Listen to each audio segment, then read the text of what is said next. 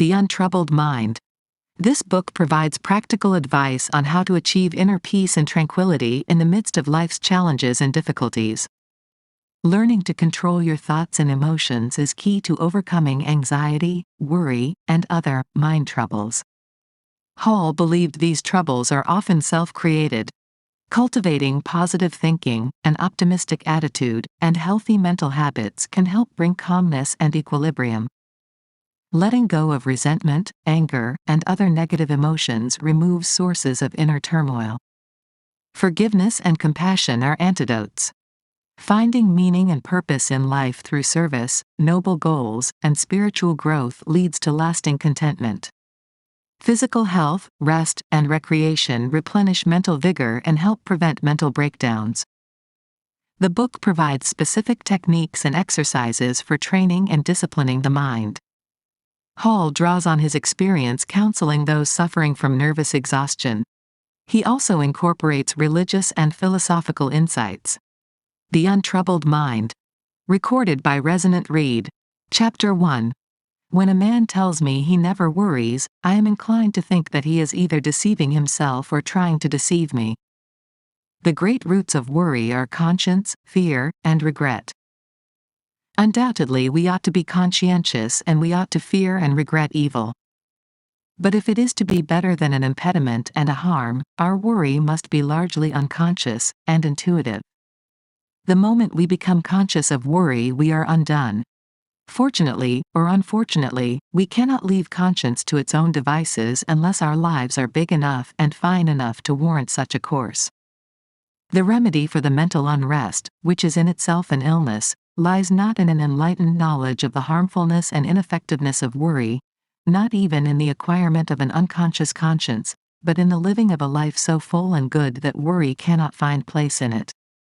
That idea of worry and conscience, that definition of serenity, simplifies life immensely. To overcome worry by substituting development and growth need never be dull work. To know life in its farther reaches, life in its better applications, is the final remedy, the great undertaking, it is life. We must warn ourselves, not infrequently, that the larger life is to be pursued for its own glorious self and not for the sake of peace.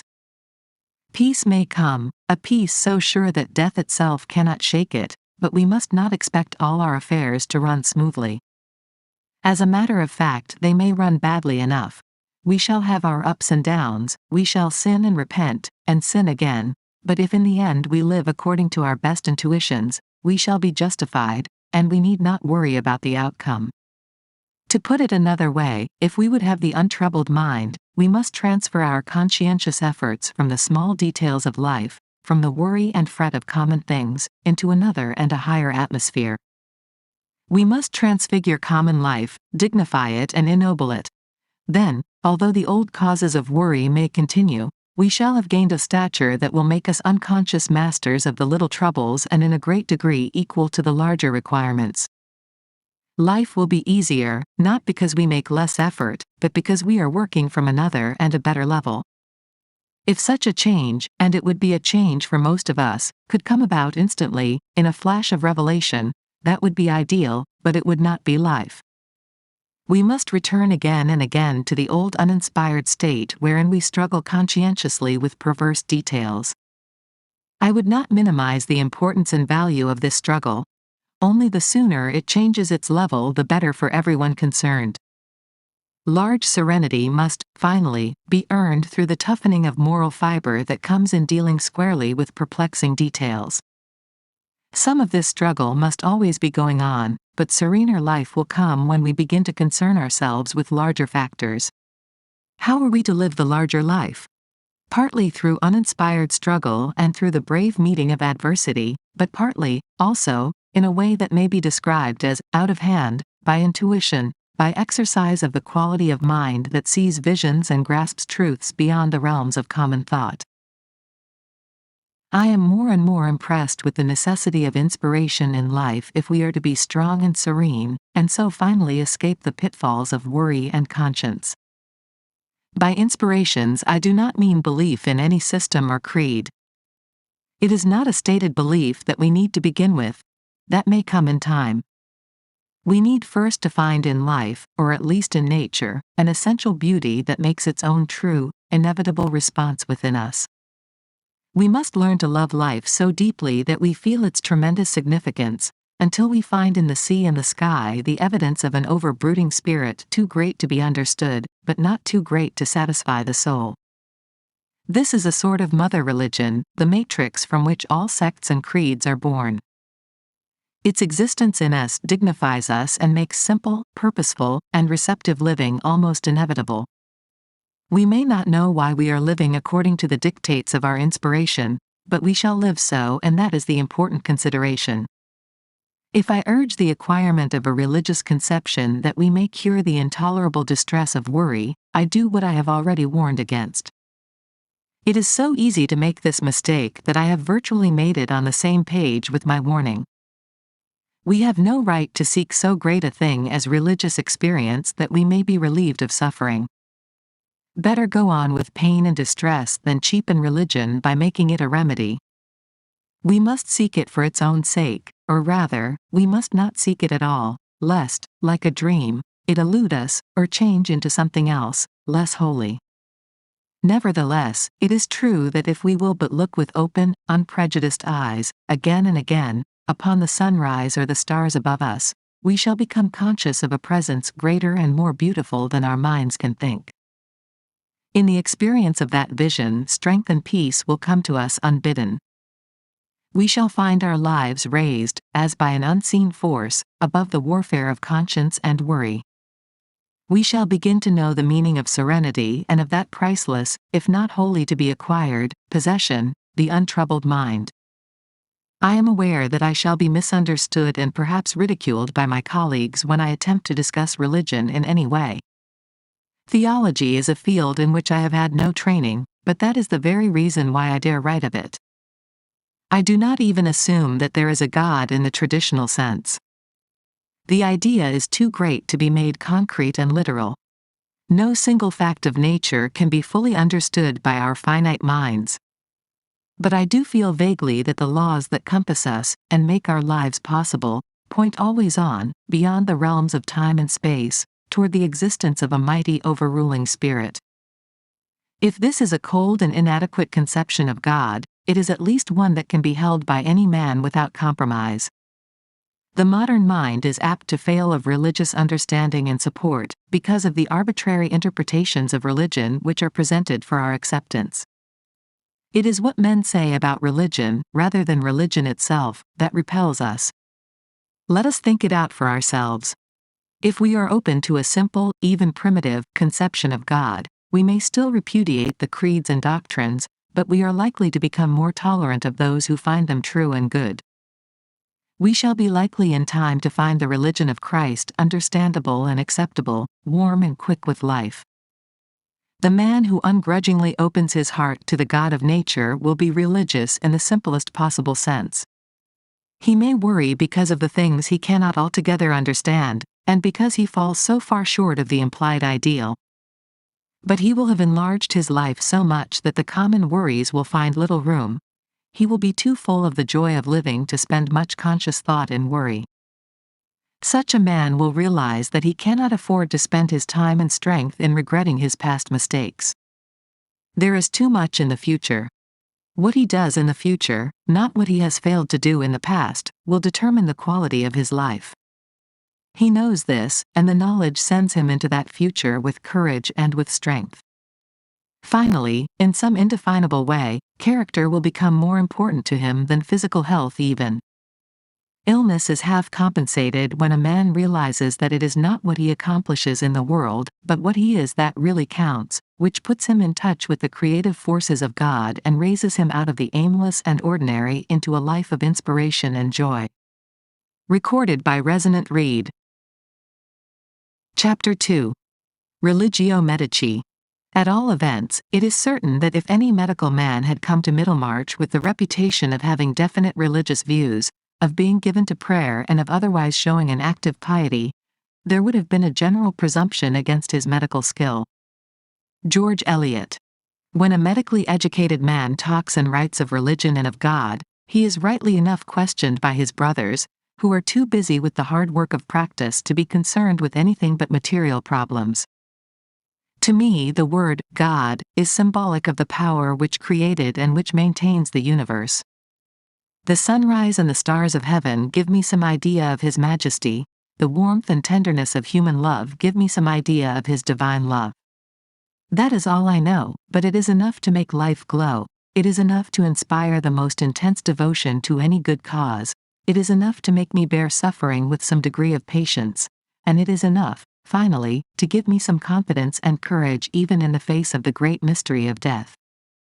Why this or another conception of God should produce such a profound result upon anyone, I do not know, except that in some obscure way it connects the individual with the divine plan, and does not leave him outside in despair and loneliness.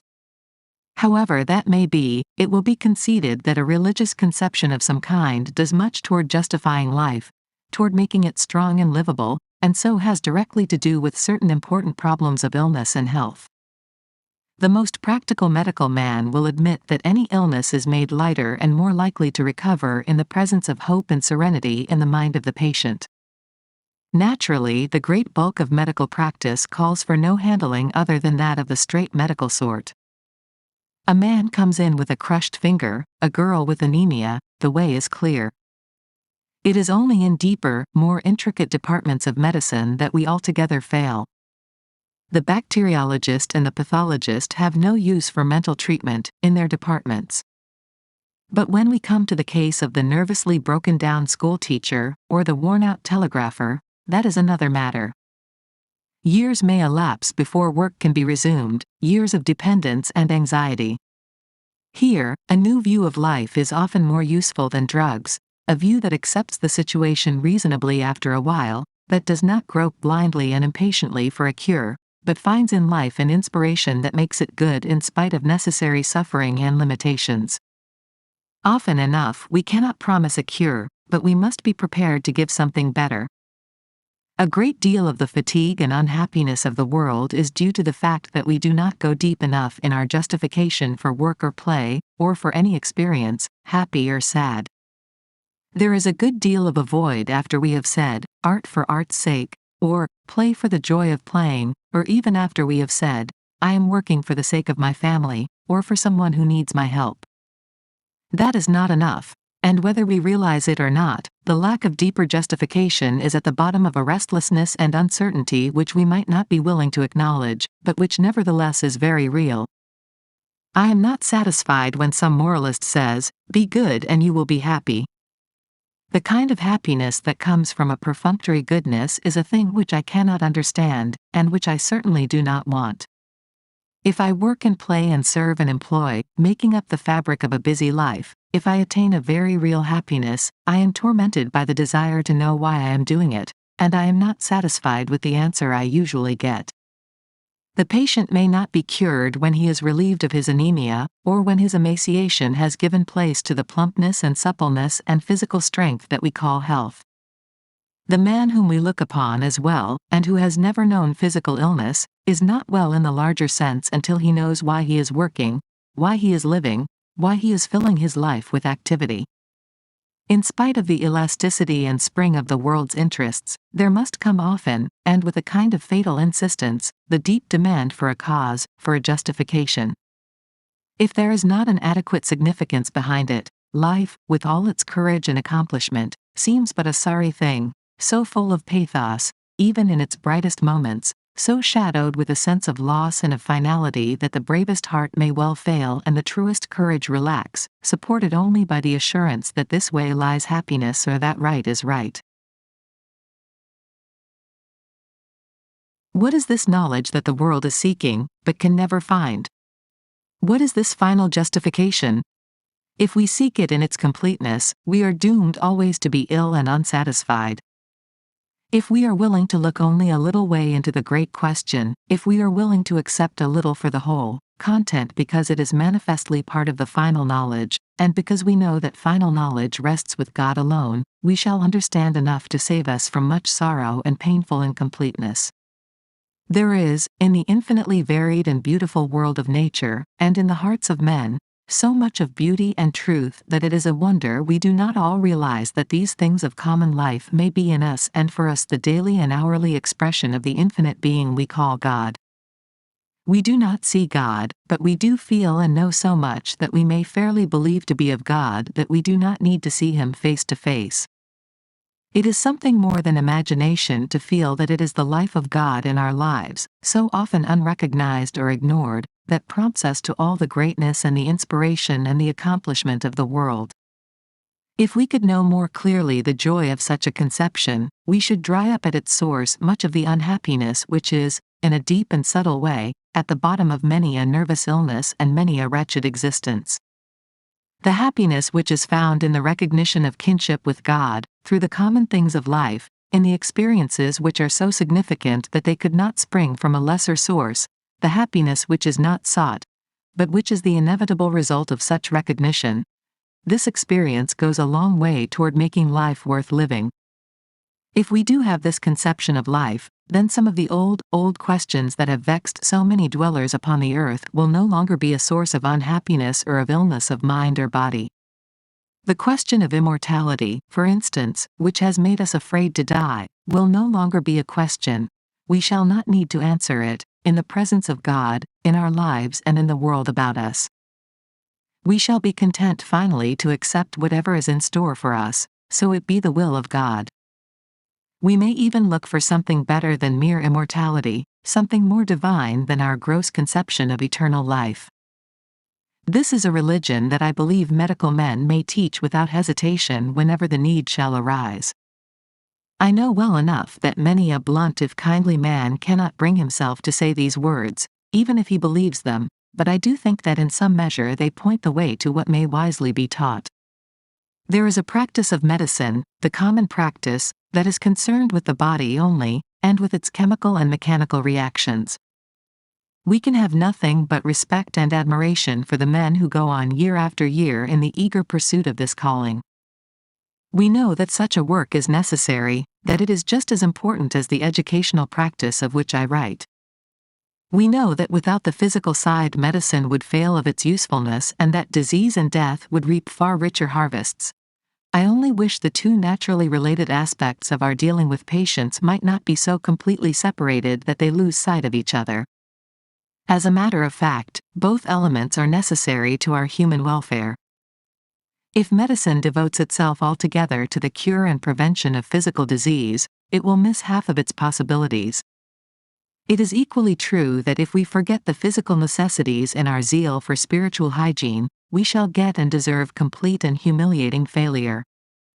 Many men will say, why mix the two? Why not let the preachers and the philosophers preach and the doctors follow their own ways? For the most part, this may have to be the arrangement, but the doctor who can see and treat the spiritual needs of his patient will always be more likely to cure in the best sense than the doctor who sees only half of the picture. On the other hand, the philosopher is likely to be a comparatively poor doctor, because he knows nothing of medicine, and so can see only the other half of the picture. There is much to be said for the religion of medicine if it can be kept free from cant, if it can be simple and rational enough to be available for the whole world. Recorded by Resonant Read. Chapter 3. Thought and Work. I wish I had a trade, it would animate my arms and tranquilize my brain. Senancour. Do ye next a thing, Old English proverb. Since our minds are so constantly filled with anxiety, there would seem to be at least one sure way to be rid of it, to stop thinking. A great many people believe that the mind will become less effective, that life will become dull and purposeless, unless they are constantly thinking and planning and arranging their affairs. I believe that the mind may easily and wisely be free from conscious thought a good deal of the time, and that the greatest progress and development in mind often comes when the thinker is virtually at rest, when his mind is to all intents and purposes blank. The busy, unconscious mind does its best work in the serenity of an atmosphere which does not interfere and confuse. It is true that the greatest conceptions do not come to the untrained and undisciplined mind. But do we want great conceptions all the time? There is a technical training for the mind which is, of course, necessary for special accomplishments, but this is quite another matter. Even this kind of thought must not obtrude too much, lest we become conscious of our mental processes and so end in confusion. One of the greatest benefits of work with the hands, or of objective and constructive work with the mind, is that it saves us from unending hours of thinking. Work should, of course, find its fullest justification as an expression of faith. If we have ever so dim a vision of a greater significance in life, of its close relationship to infinite things, we become thereby conscious of the need of service, of the need of work. It is the easy, natural expression of our faith, the inevitable result of a spiritual contact with the great working forces of the world. It is work above all else that saves us from the disasters of conflicting thought. A few years ago, a young man came to me, suffering from too much thinking. He had just been graduated from college and his head was full of confused ideas and emotions. He was also very tired, having overworked in his preparation for examinations, and because he had not taken the best care of his body. The symptoms he complained of were sleeplessness and worry, together with the inevitable indigestion and headache. Of course, as a physician, I went over the bodily functions carefully, and studied, as far as I might, into the organic conditions. I could find no evidence of physical disease. I did not say, "There is nothing the matter with you," for the man was sick. I told him that he was tired, that he had thought too much, that he was too much concerned about himself, and that as a result of all this his bodily functions were temporarily upset. He thought he ought to worry about himself, because otherwise he would not be trying to get well. I explained to him that this mistaken obligation was the common reason for worry, and that in this case, at least, it was quite unnecessary and even harmful for him to go on thinking about himself. That helped a little, but not nearly enough, because when a man has overworked, when he has begun to worry, and when his various bodily functions show results of worry, no reasoning, no explanations, can wholly relieve him. I said to this young man, in spite of your discomforts, in spite of your depression and concern in regard to yourself, you will get well if you will stop thinking about the matter altogether. You must be first convinced that it is best for you to stop thinking, that no harm or violence can result, and then you must be helped in this direction by going to work with your hands. That will be life and progress, it will lead you to health. Fortunately, I had had some experience with nervous illness, and I knew that unless I managed for this man the character and extent of his work, he would not only fail in it, but of its object, and so become more confused and discouraged. I knew the troubled mind, in this instance, might find its solace and its relief in work, but that I must choose the work carefully to suit the individual, and I must see that the nervously fatigued body was not pushed too hard. In the town where I live is a blacksmith shop, presided over by a genial old man who has been a blacksmith since he was a boy, and in whose hands iron is like clay. I took my patient down to the smithy and said, "Here is a young man whom I want to put to work. He will pay for the chance. I want you first to teach him to make hand-wrought nails." This was a good deal of a joke to the smith and to the patient, but they saw that I was in earnest and agreed to go ahead. We got together the proper tools and proceeded to make nails, a job which is really not very difficult. After an hour's work, I called off my patient, much to his disgust, for he was just beginning to be interested. But I knew that if he were to keep on until fatigue should come, the whole matter would end in trouble. So the next day, with some new overalls and a leather apron added to the equipment, we proceeded to another hour's work. We went on this way for 3 or 4 days, before the time was increased. The interest of the patient was always fresh, he was eager for more, and he did not taste the dregs of fatigue. Yet he did get the wholesome exercise, and he did get the strong turning of the mind from its worry and concern. Of course, the rest of the day was taken care of in one way or another, but the work was the central feature. In a week, we were at it 2 hours a day, in 3 weeks, 4 hours, and in a month, 5 hours. He had made a handsome display of hand-wrought nails, a superior line of pokers and shovels for fireplaces, together with a number of very respectable andirons. On each of these larger pieces of handiwork my patient had stamped his initials with a little steel die that was made for him. Each piece was his own, each piece was the product of his own versatility and his own strength. His pride and pleasure in this work were very great, and well they might be, for it is a fine thing to have learned to handle so intractable a material as iron. But in handling the iron patiently and consistently until he could do it without too much conscious thinking, and so without effort, he had also learned to handle himself naturally, more simply and easily. As a matter of fact, the illness which had brought this boy to me was pretty nearly cured by his blacksmithing, because it was an illness of the mind and of the nerves, and not of the body, although the body had suffered in its turn. That young man, instead of becoming a nervous invalid as he might have done, is now working steadily in partnership with his father, in business in the city. I had found him a very interesting patient, full of originality and not at all the tedious and boresome person he might have been had I listened day after day, week after week to the recital of his ills. I was willing to listen, I did listen, but I also gave him a new trend of life, which pretty soon made his complaints sound hollow and then disappear. Of course, the problem is not always so simple as this, and we must often deal with complexities of body and mind requiring prolonged investigation and treatment.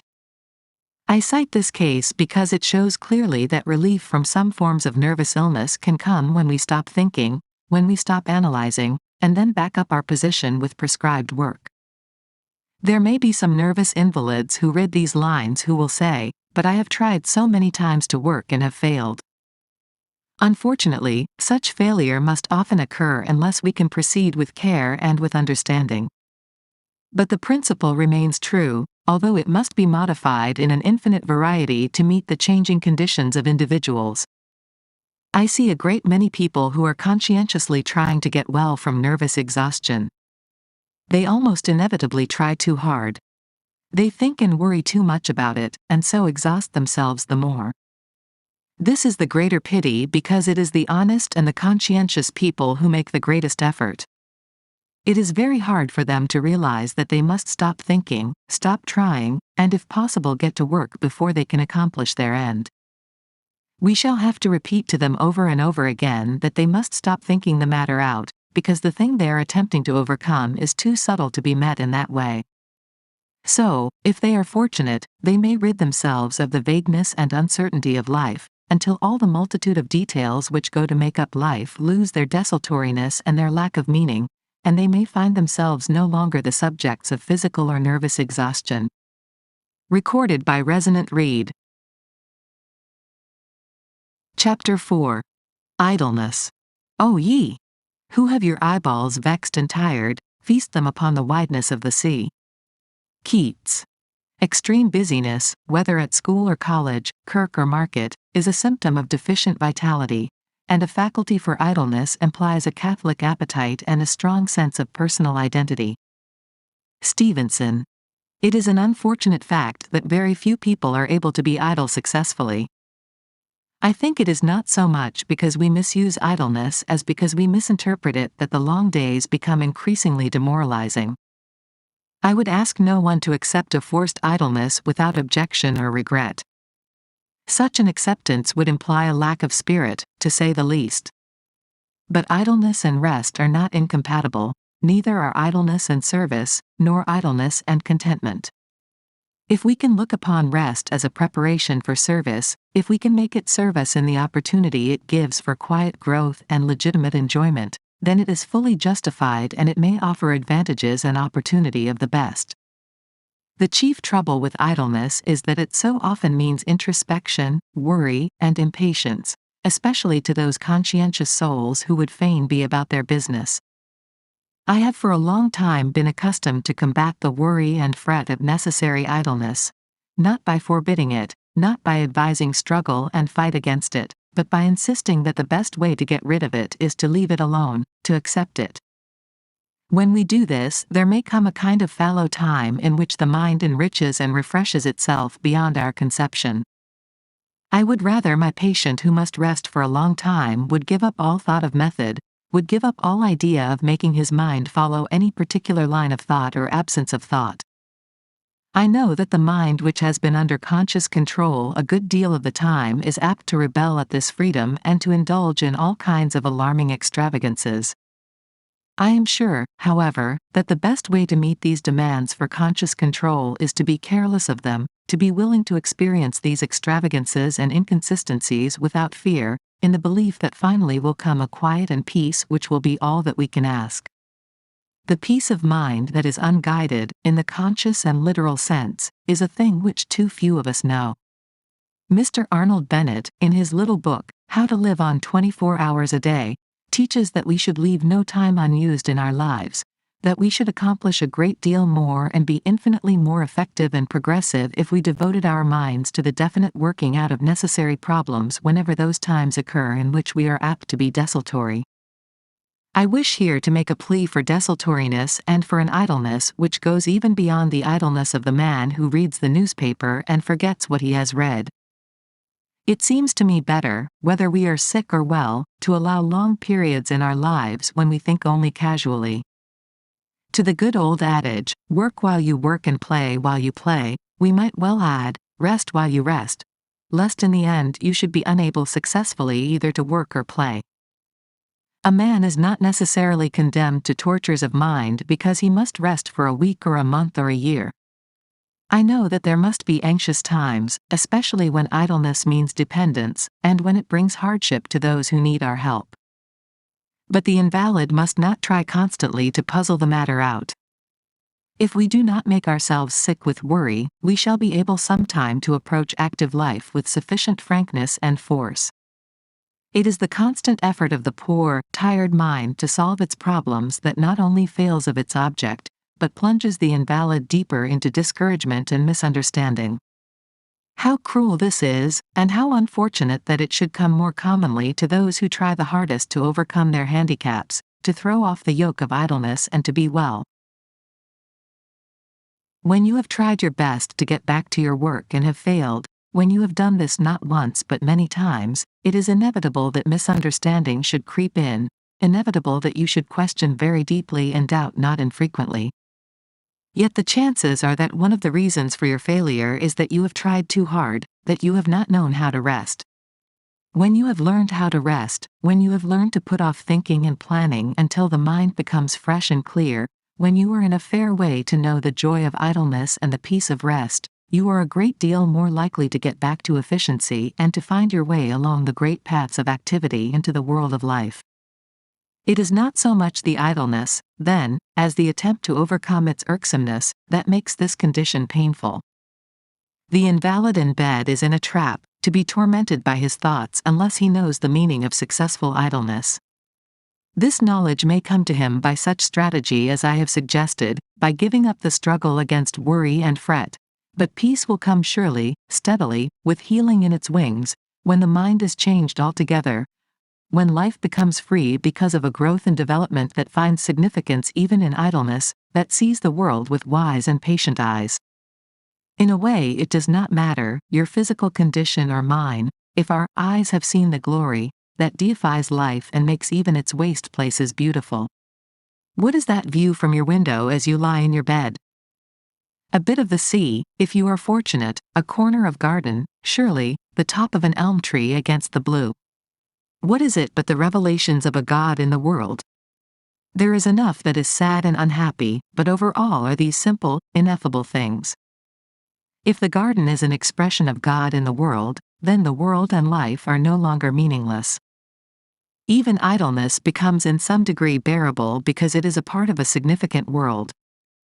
Unfortunately, the idleness of disability often means pain, the wear and tear of physical or nervous suffering. That is another matter. We cannot meet it fully with any philosophy.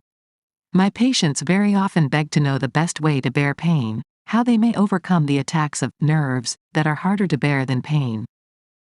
To such a question I can only say that the time to bear pain is before and after. Live in such a way in the times of comparative comfort that the attacks are less likely to appear and easier to bear when they do come. After the pain or the nervous attack is over, that is the time to prevent the worst features of another.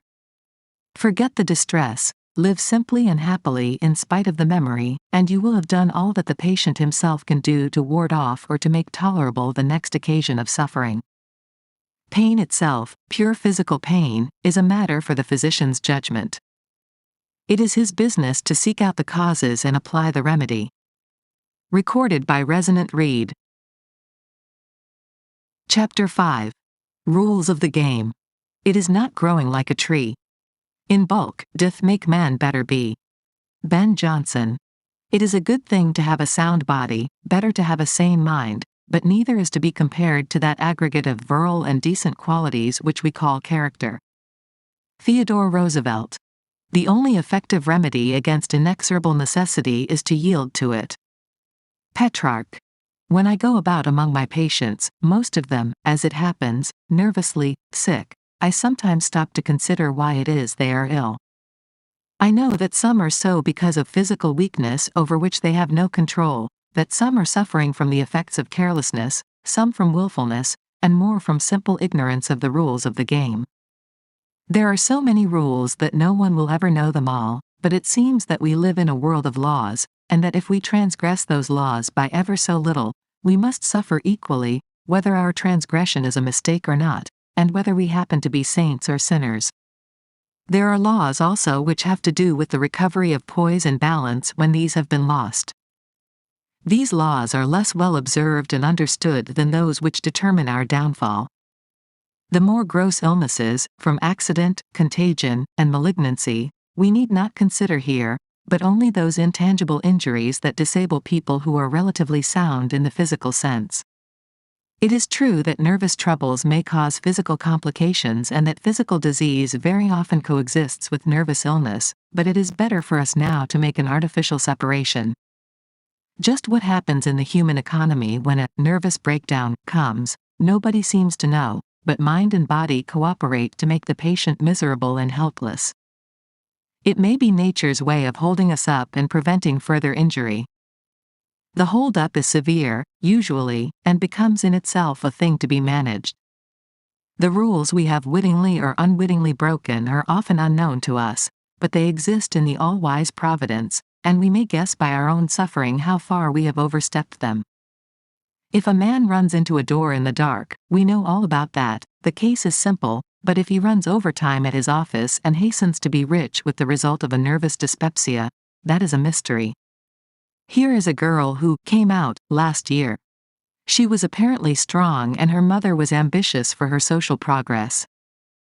That meant 4 nights a week for several months at dances and dinners, getting home at 3 a.m. or later. It was gay and delightful while it lasted, but it could not last, and the girl went to pieces suddenly. Her back gave out because it was not strong enough to stand the dancing and the long-continued physical strain. The nerves gave out because she did not give her faculties time to rest, and perhaps because of a love affair that supervened. The result was a year of invalidism, and then, because the rules of recovery were not understood, several years more of convalescence. Such common rules should be well enough understood, but they are broken everywhere by the wisest people. The common case of the broken-down schoolteacher is more unfortunate. This tragedy and others like it are more often, I believe, due to unwise choice of profession in the first place. The women's colleges are turning out hundreds of young women every year who naturally consider teaching as the field most appropriate and available. Probably only a very small proportion of these girls are strong enough physically or nervously to meet the growing demands of the schools. They may do well for a time, some of them unusually well, for it is the sensitive, high-strung organism that is appreciative and effective. After a while, the worry and fret of the requirements and the constant nag of the schoolroom have their effect upon those who are foredoomed to failure in that particular field. The plight of such young women is particularly hard, for they are usually dependent upon their work. It is, after all, not so much the things we do as the way we do them, and what we think about them, that accomplishes nervous harm. Strangely enough, the sense of effort and the feeling of our own inadequacy damage the nervous system quite as much as the actual physical effort. The attempt to catch up with life and with affairs that go on too fast for us is a frequent and harmful deflection from the rules of the game. Few of us avoid it. Life comes at us and goes by very fast. Tasks multiply and we are inadequate, responsibilities increase before we are ready. They bring fatigue and confusion. We cannot shirk and be true. Having done all you reasonably can, stop, whatever may be the consequences. That is a rule I would enforce if I could. To do more is to drag and fail, so defeating the end of your efforts. If it turns out that you are not fit for the job you have undertaken, give it up and find another, or modify that one until it comes within your capacity. It takes courage to do this, more courage sometimes than is needed to make us stick to the thing we are doing. Rarely, however, will it be necessary for us to give up if we will undertake and consider for the day only such part of our task as we are able to perform. The trouble is that we look at our work or our responsibility all in one piece, and it crushes us.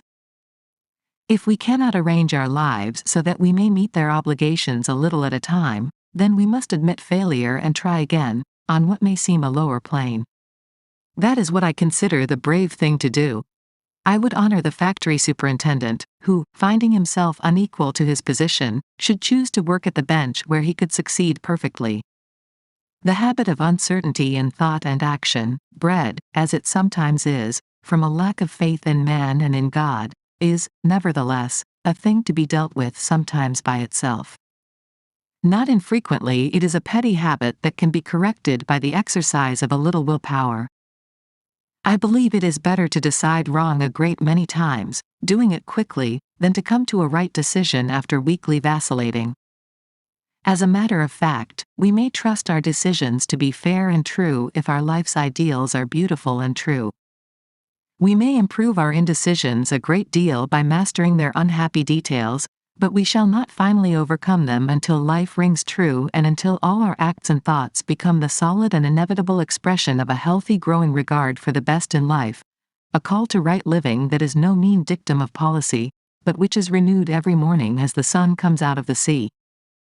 However inconsequential the habit of indecision may seem, it is really one of the most disabling of bad habits. Its continuance contributes largely to the sum of nervous exhaustion. Whatever its origin, whether it stands in the relation of cause or effect, it is an indulgence that insidiously takes the snap and sparkle out of life and leaves us for the time being colorless and weak. Next to uncertainty, an uninspired certainty is wrecking to the best of human prospects. The man whose one idea is of making himself and his family materially comfortable, or even rich, may not be coming to nervous prostration, but he is courting a moral prostration that will deny him all the real riches of life and that will in the end reward him with a troubled mind, a great, unsatisfied longing, unless, to be sure, he is too smug and satisfied to long for anything. The larger life leads us inevitably away from ourselves, away from the super-requirements of our families. It demands of them and of ourselves an unselfishness that is born of a love that finds its expression in the service of God. And what is the service of God if it is not such an entering into the divine purposes and spirit that we become with God re-creators in the world, working factors in the higher evolution of humanity? While we live we shall get and save, we shall use and spend, we shall serve the needs of those dependent upon us, but we shall not line the family nest so softly that our children become powerless. We shall not confine our charities to the specified channels, where our names will be praised and our credit increased. We shall give and serve in secret places with our hearts and our deeds. Then we may possess the untroubled mind, a treasure too rich to be computed. We shall not have it for the seeking. It may exist in the midst of what men may call privations and sorrows, but it will exist in a very large sense and it will be ours.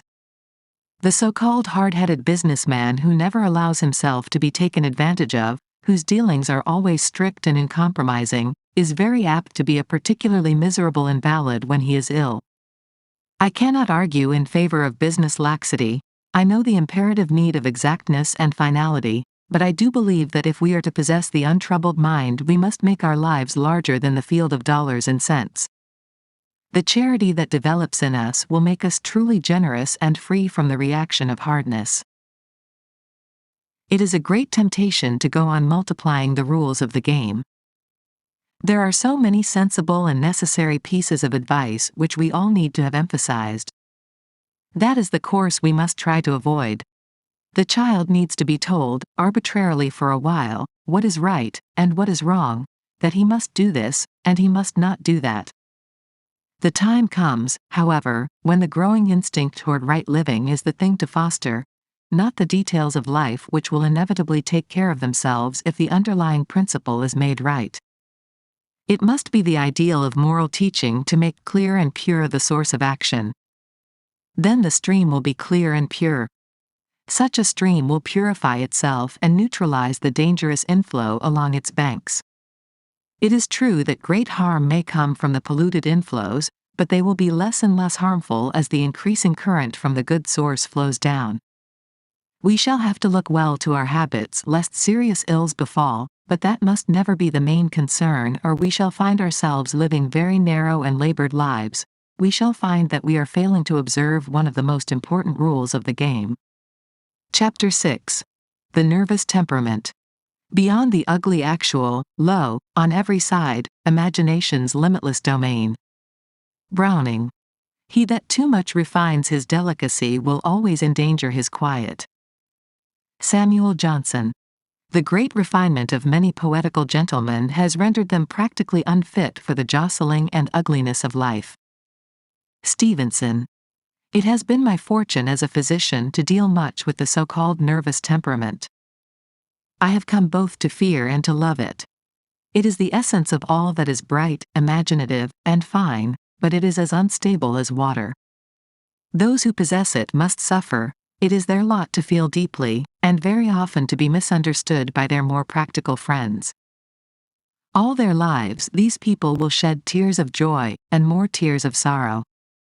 I would like to write of their joy, of the perfect satisfaction, the true happiness that comes in creating new and beautiful things, of the deep pleasure they have in the appreciation of good work in others. But with the instinct of a dog trained for a certain kind of hunting, I find myself turning to the misfortunes and the ills. The very keenness of perception makes painful anything short of perfection. What will such people do in our clanging streets? What of those fine ears tuned to the most exquisite appreciation of sweet sound? What of that refinement of hearing that detects the least departure from the rhythm and pitch in complex orchestral music? And must they bear the crash of steel on stone, the infernal clatter of traffic? Well, yes, as a matter of fact, they must, at least for a good many years to come, until advancing civilization eliminates the city noise. But it is not always great noises that disturb and distract. There is a story told of a woman who became so sensitive to noise that she had her house made soundproof. There were thick carpets and softly closing doors. Everything was padded. The house was set back from a quiet street, but that street was strewn with tanbark to check the sound of carriages. Surely here was bliss for the sensitive soul. I need not tell the rest of the story, how absolutely necessary noises became intolerable, and the poor woman ended by keeping a man on the place to catch and silence the tree toads and crickets. There is nothing to excuse the careless and unnecessary noises of the world. We shall dispose of them finally as we are disposing of flamboyant signboards and typhoid flies. But meanwhile, and always, for that matter, the sensitive soul must learn to adjust itself to circumstances and conditions. This adjustment may in itself become a fine art. It is really the art by which the painter excludes the commonplace and irrelevant from his landscape. Sometimes we have to do this consciously. For the most part, it should be a natural, unconscious selection. I am sure it is unwise to attempt at any time the dulling of the appreciative sense for the sake of peace and comfort. Love and understanding of the beautiful and true is too rare and fine a thing to be lost or diminished under any circumstances. The cure, as I see it, is to be found in the cultivation of the faculty that finds some good in everything and everybody. This is the saving grace. It takes great bulks of the commonplace and distills from the mass a few drops of precious essence. It finds in the unscholarly and the imperfect, rare traces of good. It sees in man, any man, the image of God, to be justified and made evident only in the sublimity of death, perhaps, but usually to be developed in life. The nervous person is often morose and unsocial, perhaps because he is not understood, perhaps because he falls so short of his own ideals. Often he does not find kindred spirits anywhere. I do not think we should drive such a man into conditions that hurt, but I do believe that if he is truly artistic, and not a snob, he may lead himself into a larger social life without too much sacrifice. The sensitive, high-strung spirit that does not give of its own best qualities to the world of its acquaintance, that does not express itself in some concrete way, is always in danger of harm. Such a spirit turned in upon itself is a consuming fire.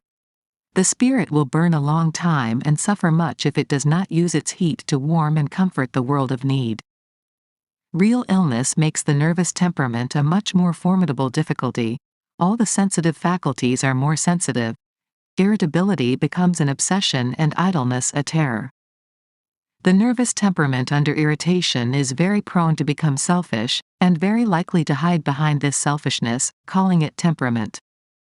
The man who flies into a passion when he is disturbed, or who spends his days in torment from the noises of the street.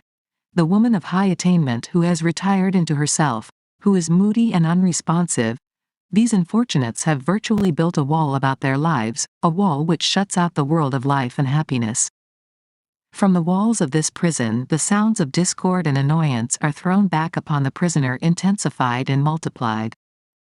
The wall is real enough in its effect, but will cease to exist when the prisoner begins to go outside, when he begins to realize his selfishness and his mistake. Then the noises and the irritations will be lost in the wider world that is open to him. After all, it is only through unselfish service in the world of men that this broadening can come. There is no lack of opportunity for service.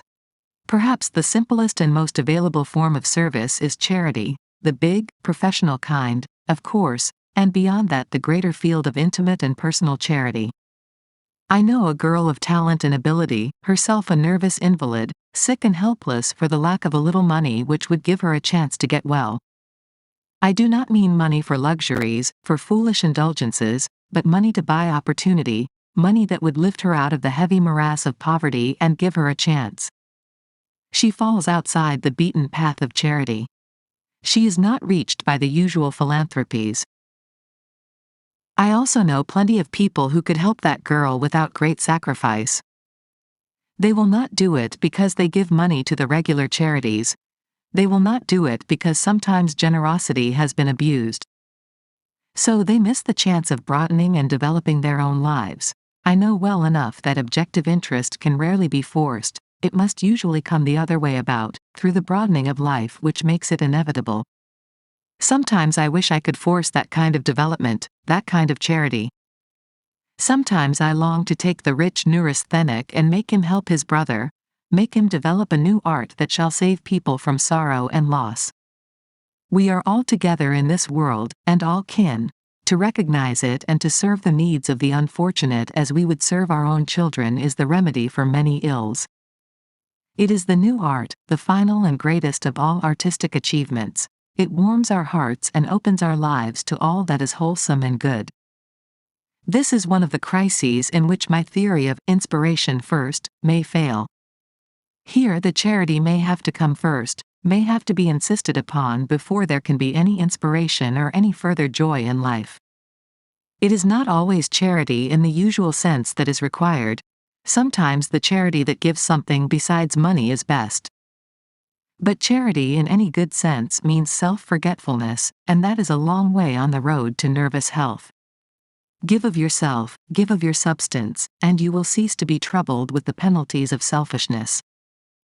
Then take the next step. That gives not because life has come back, but because the world has become larger and warmer and happier.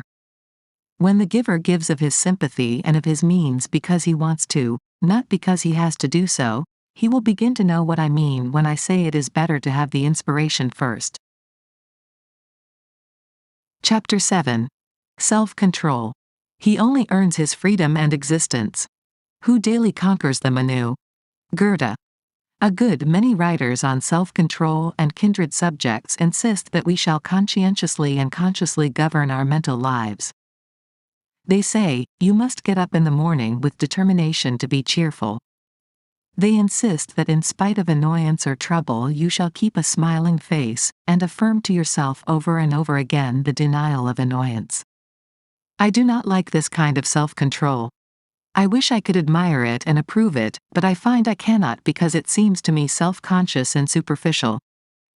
It is better than nothing and unquestionably adds greatly to the sum of human happiness. But I do not think we ought to be cheerful if we are consumed with trouble and sorrow. The fact is we ought not to be for long beyond a natural cheerfulness that comes from the deepest possible sources. While we are sad, let us be so, simply and naturally, but we must pray that the light may come to us in our sorrow, that we may be able soon and naturally to put aside the signs of mourning. The person who thinks little of his own attitude of mind is more likely to be well controlled and to radiate happiness than one who must continually prompt himself to worthy thoughts. The man whose heart is great with understanding of the sorrow and pathos of life is far more apt to be brave and fine in his own trouble than one who must look to a motto or a formula for consolation and advice. Deep in the lives of those who permanently triumph over sorrow there is an abiding peace and joy. Such peace cannot come even from ample experience in the material world. Despair comes from that experience sometimes, unless the heart is open to the vital spirit that lies beyond all material things, that creates and renews life and that makes it indescribably beautiful and significant. Experience of material things is only the beginning. In it and through it we may have experience of the wider life that surrounds the material. Our hearts must be open to the courage that comes unbidden when we feel ourselves to be working, growing parts of the universe of God. Then we shall have no more sorrow and no more joy in the pitiful sense of the earth, but rather an exaltation which shall make us masters of these and of ourselves. We shall have a sympathy and charity that shall need no promptings, but that flow from us spontaneously into the world of suffering and need. Beethoven was of a sour temper, according to all accounts, but he wrote his symphonies in the midst of tribulations under which few men would have worked at all. When we have felt something of the spirit that makes work inevitable, it will be as though we had heard the eternal harmonies. We shall write our symphonies, build our bridges, or do our lesser tasks with dauntless purpose, even though the possessions that men count dear are taken from us. Suppose we can do very little because of some infirmity. If that little has in it the larger inspiration, it will be enough to make life full and fine. The joy of a wider life is not obtainable in its completeness, it is only through a lifetime of service and experience that we can approach it. That is the proof of its divine origin, its unattainableness. God keep you from the she-wolf and from your heart's deepest desire, is an old saying of the Romanians. If we fully obtain our desires, we prove their unworthiness. Does anyone suppose that Beethoven attained his whole heart's desire in his music? He might have done so had he been a lesser man. He was not a cheerful companion. That is unfortunate, and shows that he failed in complete inspiration and in the ordinary kind of self-control. He was at least sincere, and that helped not a little to make him what he was. I would almost rather a man would be morose and sincere than cheerful from a sense of duty. Our knowledge of the greater things of life must always be substantiated and worked out into realities of service, or else we shall be weak and ineffective. The charity that balks at giving, reacts upon a man and deadens him. I am always insisting that we must not live and serve through a sense of duty, but that we must find the inspiration first.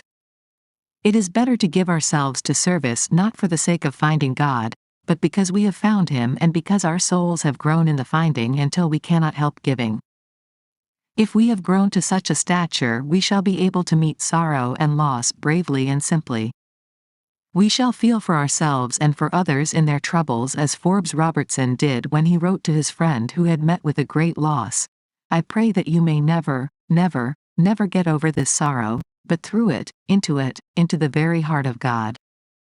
All this is very unworldly, no doubt, and yet I will venture the assertion that such a standard and such a method will come nearer to the mark of successful and well-controlled living than the most carefully planned campaign of duty.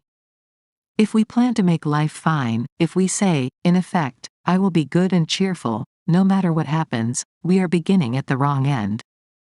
We may be able to work back from our mottos to real living, but the chances are we shall stop somewhere by the way, too confused and uncertain to go on. Self-control, at its best, is not a conscious thing. It is not well that we should try to be good, but that we should so dignify our lives with the spirit of good that evil becomes well nigh impossible to us. Chapter 8. The Lighter Touch. Heart not so heavy as mine, wending late home, as it passed my window whistled itself a tune. Emily Dickinson. I have never seen good come from frightening worriers. It is no doubt wise to speak the truth, but it seems to me a mistake to say in public print or in private advice that worry leads to tragedies of the worst sort. No matter how hopeful we may be in our later teaching about the possibilities of overcoming worry, the really serious worrier will pounce upon the original tragic statement and apply it with terrible insistence to his own case. I would not minimize the seriousness of worry, but I am convinced that we can rarely overcome it by direct voluntary effort. It does not go until we forget it, and we do not forget it if we are always trying consciously to overcome it. We worriers must go about our business, other business than that of worry. Life is serious, alas, too serious, and full enough of pathos. We cannot joke about its troubles, they are real. But, at least, we need not magnify them. Why should we act as though everything depended upon our efforts, even the changing seasons and the blowing winds? No doubt we are responsible for our own acts and thoughts and for the welfare of those who depend upon us. The trouble is we take unnecessary responsibilities so seriously that we overreach ourselves and defeat our own good ends. I would make my little world more blessedly careless, with an abandon that loves life too much to spoil it with worry. I would cherish so great a desire for my child's good that I could not scold and bear down upon him for every little fault, making him a worrier too, but, instead, I would guide him along the right path with pleasant words and brave encouragement. The condemnation of faults is rarely constructive. We had better say to the worriers, here is life. No matter what unfortunate things you may have said or done, you must put all evil behind you and live, simply, bravely, well. The greater the evil, the greater the need of forgetting.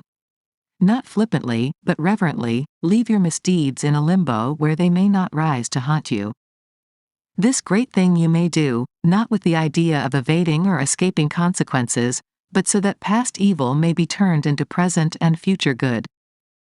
The criminal himself is coming to be treated this way. He is no longer eternally reminded of his crime. He is taken out into the sunshine and air and is given a shovel to dig with. A wonderful thing is that shovel. With it he may bury the past and raise up a happier, better future. We must care so much to expiate our sins that we are willing to neglect them and live righteously. That is true repentance, constructive repentance. We cannot suddenly change our mental outlook and become happy when grief has borne us down. For the broken heart silence and shade, that is fair and right. I would say to those who are unhappy, do not try to be happy, you cannot force it. But let peace come to you out of the great world of beauty that calmly surrounds our human suffering, and that speaks to us quietly of God. Genuine laughter is not forced, but we may let it come back into our lives if we know that it is right for it to come. We have all about us instances of the effectiveness of the lighter touch as applied to serious matters. The life of the busy surgeon is a good example. He may be, and usually is, brimming with sympathy, but if he were to feel too deeply for all his patients, he would soon fail and die. He goes about his work. He puts through a half-dozen operations in a way that would send cold shivers down the back of the uninitiated. And yet he is accurate and sure as a machine. If he were to take each case upon his mind in a heavy, consequential way, if he were to give deep concern to each ligature he ties, and if he were to be constantly afraid of causing pain, he would be a poor surgeon. His work, instead of being clean and sharp, would suffer from over-conscientiousness. He might never finish an operation for fear his patient would bleed to death. Such a man may be the reverse of flippant, and yet he may actually enjoy his somber work. Cruel, bloodthirsty? Not at all. These men, the great surgeons, are as tender as children. But they love their work, they really care very deeply for their patients. The successful ones have the lighter touch and they have no time for worry. Sometimes we wish to arouse the public conscience. Do the long columns of figures, the impressive statistics, wake men to activity? It is rather the keen, bright thrust of the satirist that saves the day. Once in a New England town meeting there was a movement for a much-needed new schoolhouse. By the installation of skylights in the attic, the old building had been made to accommodate the overflow of pupils. The serious speakers in favor of the new building had left the audience cold, when a young man arose and said he had been up into the attic and had seen the wonderful skylights that were supposed to meet the needs of the children. "I have seen them," he said. "We used to call them scuttles when I was a boy." $100,000 was voted for the new schoolhouse. There is a natural gaiety in most of us which helps more than we realize to keep us sound. The pity is that when responsibilities come and hardships come, we repress our lighter selves sternly, as though such repression were a duty. Better let us guard the springs of happiness very, very jealously. The whistling boy in the dark street does more than cheer himself on the way. He actually protects himself from evil, and brings courage not only to himself, but to those who hear him. I do not hold for false cheerfulness that is sometimes affected, but a brave show of courage in a forlorn hope will sometimes win the day. It is infinitely more likely to win than a too serious realization of the danger of defeat. The show of courage is often not a pretense at all, but victory itself. The need of the world is very great and its human destiny is in our hands. Half of those who could help to right the wrongs are asleep or too selfishly immersed in their own affairs. We need more helpers like my friend of the skylights. Most of us are far too serious. The slumbers will slumber on, and the worriers will worry. The serious people will go ponderously about until someone shows them how ridiculous they are and how pitiful. Chapter 9. Regrets and Forebodings. Regret avails little, still less remorse. The one keeps alive the old offense, the other creates new offenses. Goethe. The unrepentant sinner walks abroad. Unfortunately for us moralists, he seems to be having a very good time. We must not condone him, though he may be a very lovable person. Neither must we altogether condemn him, for he may be repentant in the very best way of all ways, the way that forgets much and leaves behind more, because life is so fine that it must not be spoiled, and because progress is in every way better than retrospection. The fact is, that repentance is too often the fear of punishment, and such fear is, to say the least, unmanly. I would rather be a lovable sinner than one of the people who repent because they cannot bear to think of the consequences.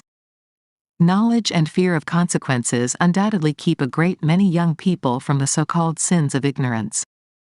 But there must be something behind knowledge and fear of consequences to stop the youth of spirit from doing what he is inclined to do.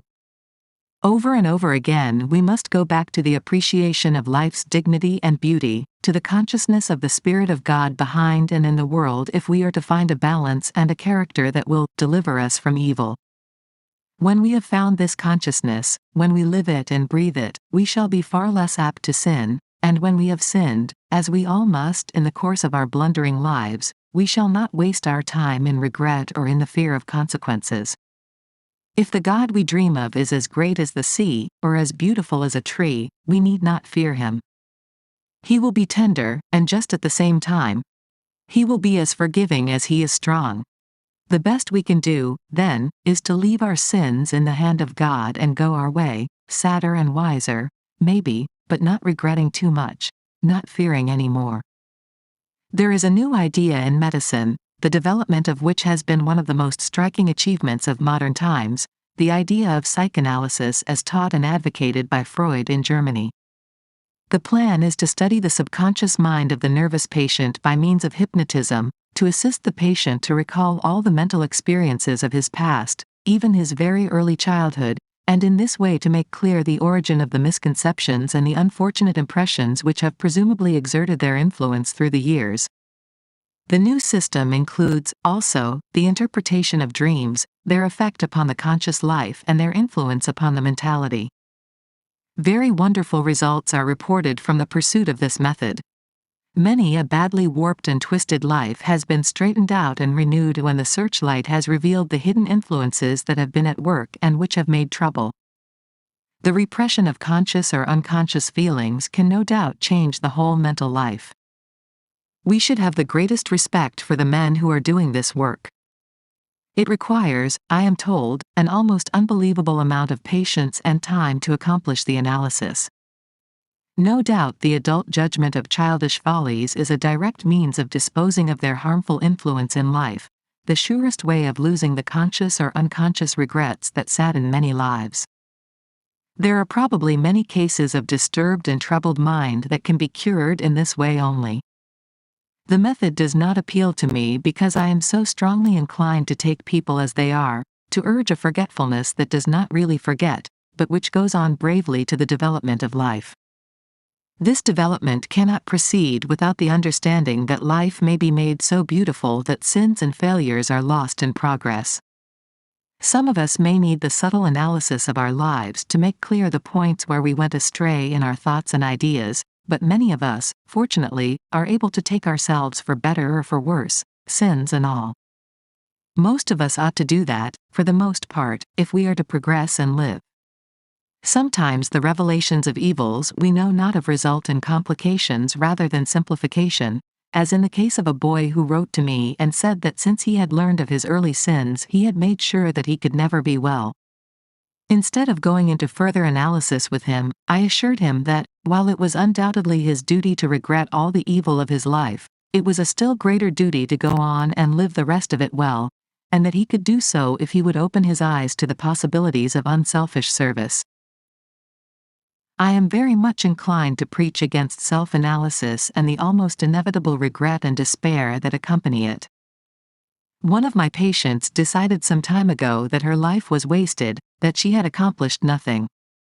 It was true that she had not the endurance to meet the usual demands of social or even family life, and that for long periods she had to give up altogether. But it happened that she had the gift of musical understanding, that she had studied hard in younger days. With a little urging, the gift was made to grow again and to serve not only the patient's own needs, but to bring very great pleasure to everyone who listened to her playing. That rare, true ability was worth everything, and she came to realize it in time. The gift of musical expression is a very great thing, and I succeeded in making this woman understand that she should be happy in that ability even if nothing else should be possible. Often enough nothing that can compare with music exists, and life seems wholly barren.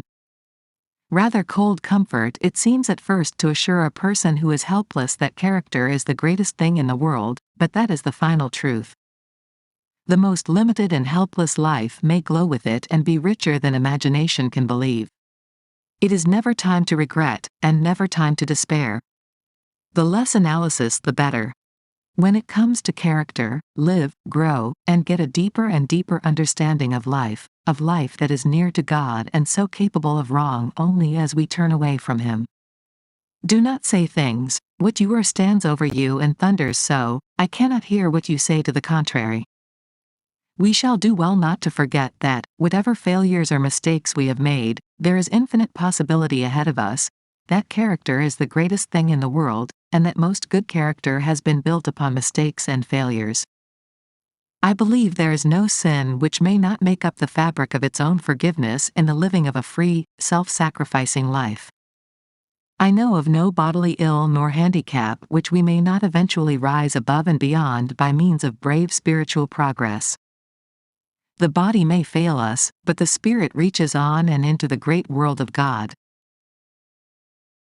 Chapter 10. The Virtues. The virtues hide their vanquished fires. Within that whiter flame, till conscience grows irrelevant and duty but a name. Frederick Lawrence Knowles. In most books I have read on nerves and similar subjects, advice is given, encouragement is given, but the necessity for patience is not made clear. Patience is typical of all the other virtues. Many a man has followed the best of advice for a time, and has become discouraged because the promised results did not materialize. It is disappointing, surely, to have lived upon a diet for months only to find that you still have dyspepsia, or to have followed certain rules of morality with great precision and enthusiasm without obtaining the untroubled mind. We are accustomed to see results in the material world and naturally expect them everywhere. The trouble is we do not always recognize improvements when we see them, and we insist upon certain preconceived changes as a result of our endeavors. The physician is apt rashly to promise definite physical accomplishments in a given time. He is courting disappointment and distrust when he does so. We all want to get relief from our symptoms, and we are inclined to insist upon a particular kind of relief so strongly that we fail to appreciate the possibilities of another and a better relief which may be at hand. The going astray in this particular is sometimes very unfortunate. I have known a man to rush frantically from one doctor to another, trying to obtain relief for a particular pain or discomfort, unwilling to rest long enough to find out that the trouble would have disappeared naturally if he had taken the advice of the first physician, to live without impatience and within his limitations. The human body is a very complex organism, and sometimes pain and distress are better not relieved, since they may be the expression of some deeper maladjustment which must first be straightened out. This is also true of the mind, in which the unhappy proddings of conscience had better not be cured by anodynes or by evasion unless we are prepared to go deeply enough to make them disappear spontaneously. We must sometimes insist upon patience, though it should exist as a matter of course, patience with ourselves and with others. The physician who demands and secures the greatest degree of patience from his clients is the most successful practitioner, for no life can go on successfully without patience. If patience can be spontaneous, the natural result of a broadening outlook, then it will be permanent and serviceable. The other kind, that exists by extreme effort, may do for a while, but it is a poor makeshift. I always feel like apologizing when I ask a man or a woman to be tolerant or charitable or generous or, for that matter, to practice any of the ordinary virtues. Sound living should spring unbidden from the very joy of life. It should need no justification and certainly no urging. But unfortunately, as the world now stands, there are men and groups of men who do not see the light. There is a wide contagion of selfishness and short-sightedness among the well-to-do, and a necessary federation of protection and selfishness among the poor. The practical needs of life, artificial as they are among the rich, and terribly insistent as they are among the poor, blind us to larger considerations. If all matters of welfare, public or private, could be treated unselfishly, how quickly we should be rid of some of the great evils that afflict the race. I am inclined to think that much of the goodness of people does come in that way, unconsciously, naturally, as the light flows from the sun. Yet I suppose that in our present order, and until, through the years, the better time arrives, we must very often ask ourselves and others to be good and to be charitable, just because it is right, or worse still because it is good policy. The virtues hide their vanquished fires within that whiter flame, till conscience grows irrelevant in duty but a name. Frederick Lawrence Knowles. In most books I have read on nerves and similar subjects, advice is given, encouragement is given, but the necessity for patience is not made clear. Patience is typical of all the other virtues. Many a man has followed the best of advice for a time, and has become discouraged because the promised results did not materialize. It is disappointing, surely, to have lived upon a diet for months only to find that you still have dyspepsia, or to have followed certain rules of morality with great precision and enthusiasm without obtaining the untroubled mind. We are accustomed to see results in the material world and naturally expect them everywhere. The trouble is we do not always recognize improvements when we see them, and we insist upon certain preconceived changes as a result of our endeavors. The physician is apt rashly to promise definite physical accomplishments in a given time. He is courting disappointment and distrust when he does so. We all want to get relief from our symptoms, and we are inclined to insist upon a particular kind of relief so strongly that we fail to appreciate the possibilities of another and a better relief which may be at hand. The going astray in this particular is sometimes very unfortunate. I have known a man to rush frantically from one doctor to another, trying to obtain relief for a particular pain or discomfort, unwilling to rest long enough to find out that the trouble would have disappeared naturally if he had taken the advice of the first physician, to live without impatience and within his limitations. The human body is a very complex organism, and sometimes pain and distress are better not relieved, since they may be the expression of some deeper maladjustment which must first be straightened out. This is also true of the mind, in which the unhappy proddings of conscience had better not be cured by anodynes or by evasion unless we are prepared to go deeply enough to make them disappear spontaneously. We must sometimes insist upon patience, though it should exist as a matter of course, patience with ourselves and with others. The physician who demands and secures the greatest degree of patience from his clients is the most successful practitioner, for no life can go on successfully without patience. If patience can be spontaneous, the natural result of a broadening outlook, then it will be permanent and serviceable. The other kind, that exists by extreme effort, may do for a while, but it is a poor makeshift. I always feel like apologizing when I ask a man or a woman to be tolerant or charitable or generous or, for that matter, to practice any of the ordinary virtues. Sound living should spring unbidden from the very joy of life. It should need no justification and certainly no urging. But unfortunately, as the world now stands, there are men and groups of men who do not see the light. There is a wide contagion of selfishness and short-sightedness among the well-to-do, and a necessary federation of protection and selfishness among the poor. The practical needs of life, artificial as they are among the rich, and terribly insistent as they are among the poor, blind us to larger considerations. If all matters of welfare, public or private, could be treated unselfishly, how quickly we should be rid of some of the great evils that afflict the race. I am inclined to think that much of the goodness of people does come in that way, unconsciously, naturally, as the light flows from the sun. Yet I suppose that in our present order, and until, through the years, the better time arrives, we must very often ask ourselves and others to be good and to be charitable, just because it is right, or worse still because it is good policy. Chapter 11. The Cure by Faith. The healing of his seamless dress. Is by our beds of pain, we touch him in life's throng and press, and we are whole again.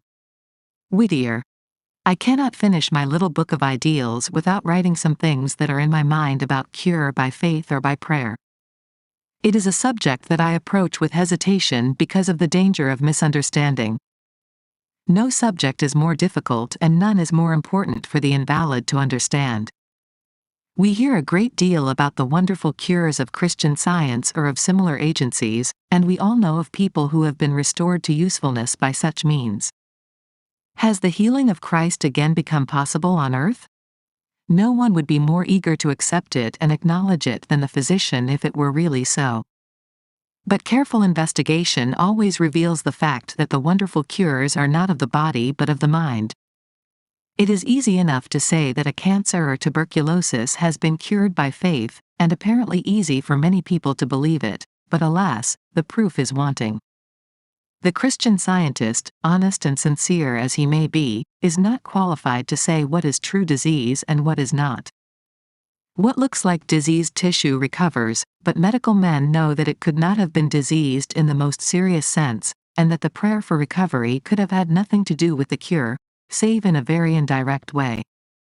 The man who discards medicine for philosophy or religion is courting unnecessary suffering and even death. The worst part of it is that he may induce someone else to make the same mistake with similar results. In writing this opinion, I am in no way denying the great significance and value of faith nor of the prayerful and trustful mind. If it cannot cure actual physical disease, faith can accomplish veritable miracles of healing in the mind of the patient. No thoughtful or honest medical man will deny it. There really need be no issue or disagreement between medicine and faith cure. At its best, one is not more wonderful than the other, and both aim to accomplish the same end, the relief of human suffering. When the two are merged, as some day they will be, we shall be surprised to discover how alike they are. Christian Science is rightly scorned by medical men because it is unscientific, because it makes absurd and untenable claims outside its own field, and because it has not as yet investigated that field in the scientific spirit. When proper study and investigation have been made, it will be found that faith cure, not in its present state, but in some future development, will have an immense field of usefulness. It will be worthy of as much respect in that field as medicine proper in its own sphere. As a matter of fact, both medicine and faith cure are miraculous in a very real sense, as both depend for efficiency now and always upon the same great laws which may be fairly called divine. What is the discovery that the serum of a horse will under certain circumstances cure diphtheria? Does it not mean that man is tapping sources of power far beyond his understanding? Is man responsible save as the agent? Did he produce the complex animal chemistry that makes this cure possible? Did man make the horse, or the laws that control the physiology and pathology of that animal? Here, then, is faith cure in its largest and best sense. The biologist may not be willing to admit it, but his faith in these great laws of God have made possible the cure of a dread disease. Here, as in all matters of pure religion, it is what men say and write, not the fact itself, that makes all the misunderstanding. We make our judgments and conceive our prejudices from mere surface considerations. Call life what you will, leave out the symbolic word, God, altogether, the facts remain.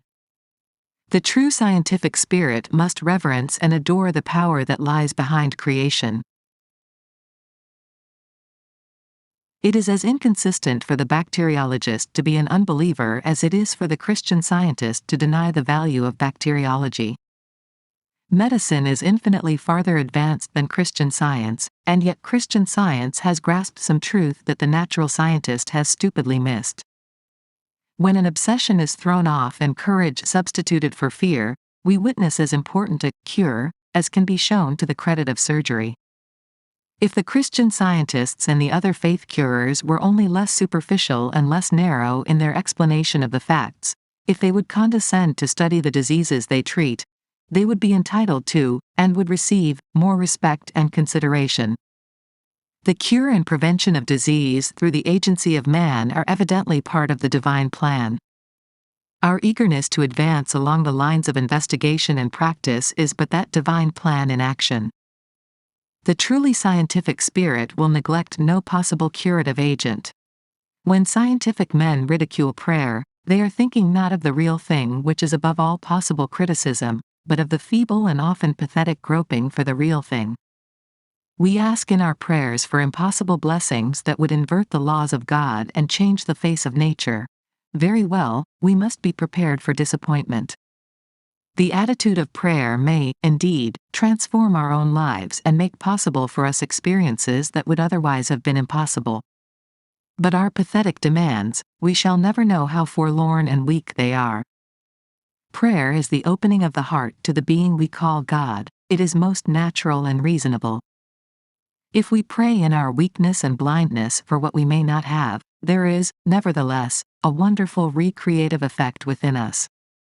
The comfort and peace of such communion is beyond all else healing and restoring in its influence upon the troubled and anxious mind of man. The poet or the scientist who bows in adoration before the glory of God revealed in nature, prays in effect to that God and his soul is refreshed and renewed. The poor wretch who stands blindfolded before the firing squad, waiting the word that ends the life of a military spy, is near enough to God, and the whispered prayer upon his lips is cure for the wounds that take his life. The best kind of prayer seeks not and asks not for physical relief or benefit, but opens the heart to its Maker, and so receives the cure of peace that is a greater miracle than any yet wrought by man. Under the influence of that cure, the sick are well and the dead are alive again. With the courage and spirit of such a cure in our lives, we shall inevitably do our utmost to relieve, by any good means, the physical suffering of the world. We shall follow the laws of nature. We shall study them with the utmost care.